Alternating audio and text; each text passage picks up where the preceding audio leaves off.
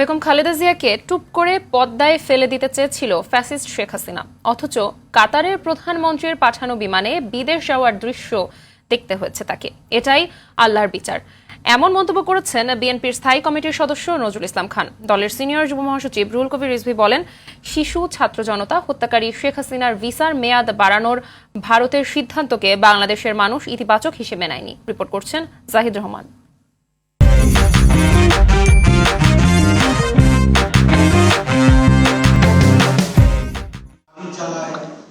রাজধানীর আগারগাঁওয়ে জাতীয় শ্রমিক কর্মচারী ইউনিয়নের উদ্যোগে ইসলামিক ফাউন্ডেশনের রাষ্ট্র কাঠামো সংস্কারে শ্রমিক কর্মচারীদের ভূমিকা শীর্ষক আলোচনায় অংশ নেন বিএনপির স্থায়ী কমিটির সদস্য নজরুল ইসলাম খান।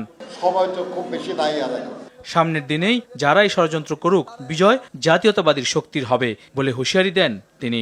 উন্নয়ন চাইলেও গণতন্ত্র দরকার, সংস্কার চাইলেও গণতন্ত্র দরকার। গণতন্ত্র মানে জনগণের শাসন। আপনি কার জন্য উন্নয়ন করবেন? জনগণের জন্য তো। সেই জনগণের সম্মতি যদি না থাকে, জনগণের আগ্রহ যদি না থাকে, জনগণের অংশগ্রহণ যদি না থাকে, তাহলে সেই উন্নয়ন তো হবে কিছু মানুষের জন্য। গ্যান্ডারিয়া জুলাই আগস্ট গণ অভ্যুত্থানে নিহত 4 জনের পরিবারের সঙ্গে আমরা বিএনপি পরিবারের পক্ষ থেকে দেখা করেন রুহুল কবির রিজভী। এ সময় কান্নায় ভেঙে পড়েন পরিবারের সদস্যরা। আমার তো ঘুম আসে না, আমার 2 ছেলে মেয়েকে আমি 2 পাশে নিয়ে তারপরে ঘুমাইতাম।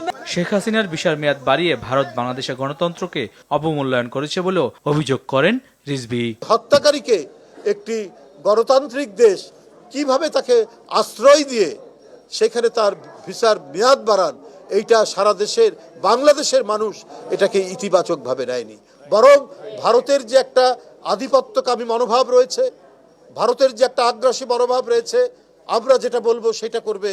কিন্তু বাংলাদেশের মানুষের যে রক্ত দিয়ে যে অর্জন, সেই অর্জনকে তারা অবমূল্যায়ন করে অথবা তারা সেটা বুঝতে চায় না। স্থানীয় মহিলা কলেজ মাঠে কর্মী সভা করে শেরেবাংলানগর থানা যুবদল। জাতীয়তাবাদী চেতনায় সমাজের কল্যাণে তারেক রহমানের নির্দেশে সবাইকে ঐক্যবদ্ধভাবে কাজ করার আহ্বান জানান যুবদল নেতারা। জাহিদ রহমান, RTV, ঢাকা।